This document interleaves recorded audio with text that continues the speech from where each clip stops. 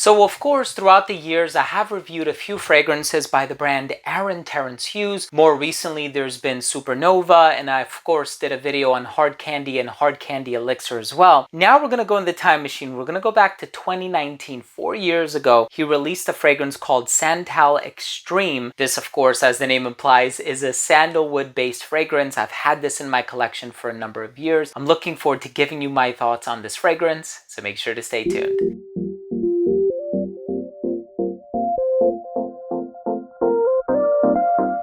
Now, before I begin today's episode and I give you my thoughts on Santal Extreme, which is a sandalwood-based fragrance from the brand Terence Hughes, I do want to start the video off first by saying that if you're a fan of fragrance-related content, please do consider supporting the channel by subscribing to it. Hit the bell icon so you can be notified whenever I do upload future videos to the channel. And of course, give this video a thumbs up if you enjoyed it or if you took something of value from today's episode. It would really mean a lot to me. So, of course, I've had the pleasure of meeting Terence Hughes in person. I made a trip to London a few years back and he was just incredibly kind and down to earth, and he's an amazing individual, an incredibly talented perfumer, very passionate about what he does. And here we have a fragrance that is sandalwood based. Now, it does have sandalwood, there's also patchouli, there's vanilla, there's rose, there's tonka bean, there's a little bit of musk as well if I'm remembering correctly. So this is going to come across as a very sort of creamy, rich, exotic type of a fragrance, and the adjectives that are used to describe sandalwood are creamy, sweet. It's a type of a woody ingredient that is very smooth. It's not peppery, it's not abrasive, it's not rough and tumble. So I had very high expectations for this fragrance. Did this fragrance live up to those expectations? I'm looking forward to giving you my thoughts on this fragrance, but let's go ahead and start things off with a quick look at the presentation first.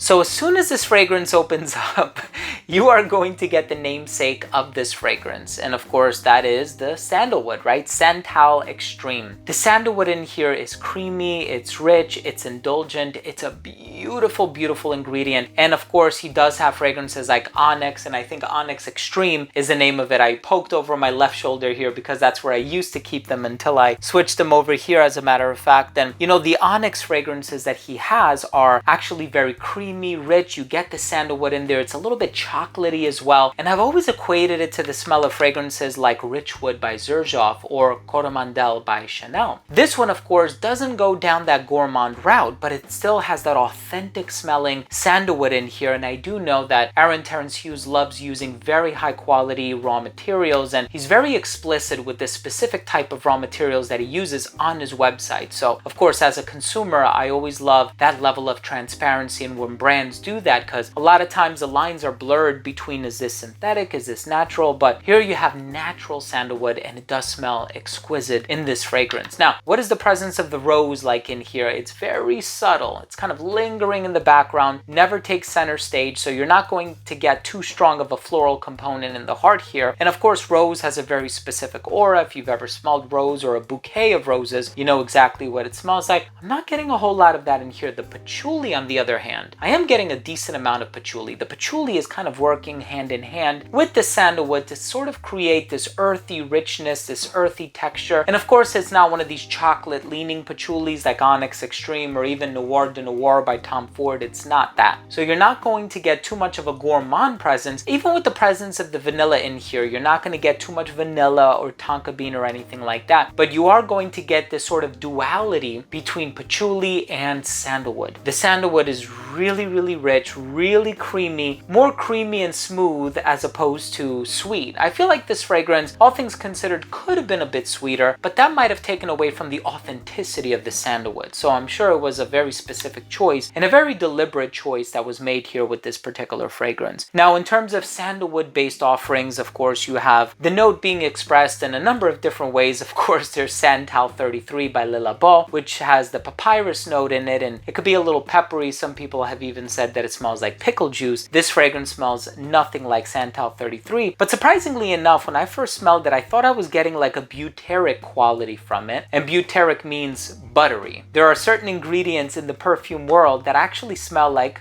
butter. They have like this creamy, rich, butyric quality to it. And I do get that from this fragrance. Nothing to worry about. It doesn't smell like butter popcorn or anything like that. But it sort of adds to that creamy olfactory texture about this fragrance.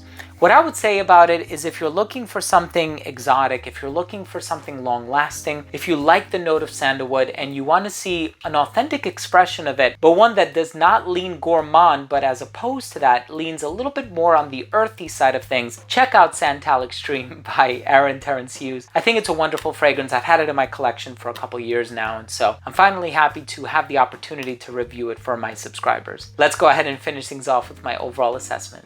Now, first up, in terms of the uniqueness and the overall smell, of course, making comparison to other sandalwood-based fragrances, whether it be Coromandel by Chanel or Richwood by Xerjoff, or perhaps even Santal 33 by Le Labo, this smells like none of them, right? This is a very high quality sandalwood, as are the others that I mentioned, but with this fragrance in particular, it's a very different type of a sandalwood, and of course that has a lot to do with the other ingredients that it's being paired with. Longevity is 10 plus hours, projection was amazing. For the first hour of application, it radiated within an arm's length, not beyond an arm's length. There aren't too many bright, citrusy, effervescent, volatile ingredients in here, but it became an elbow's length scent right around hour 6, a skin scent right around hour 10. In terms of the versatility, perfectly unisex in my opinion. This one can be worn dressed up. I probably wouldn't wear it casually. I think it has that special quality about it that I would personally prefer to wear it dressed up. But like I said, perfectly unisex, great for the colder weather. But I think if you're wearing it indoors, you can wear it in the hotter weather as well. And I think this one would appeal perhaps to somebody who's a little bit older and a little bit more experienced in dealing with niche fragrances. And as far as the presentation is concerned, it doesn't have the crystals on the top of the cap here. This is the slightly older presentation, not the oldest presentation, but like I said, I've had this in my collection for a while now. And my final verdict on this fragrance is, do you like the note of sandalwood? If you do, if you're looking for something high quality, you're looking for something that is not overly sweet, you're looking for something that has a decent price attached to it, and of course Max Aroma does carry Terence Hughes products, I would highly recommend that you check out Santal Extreme, especially if you're a really big fan of sandalwood. I think this is one that is, of course, a no-brainer when it comes to adding it to your collection. Thank you so much for joining me today. I really hope you enjoyed this video, and I hope you took something of value from today's episode. If you did, please do consider supporting the channel by subscribing to it, hit the neighboring bell, give this video a thumbs up. I love you guys, and we'll see you tomorrow.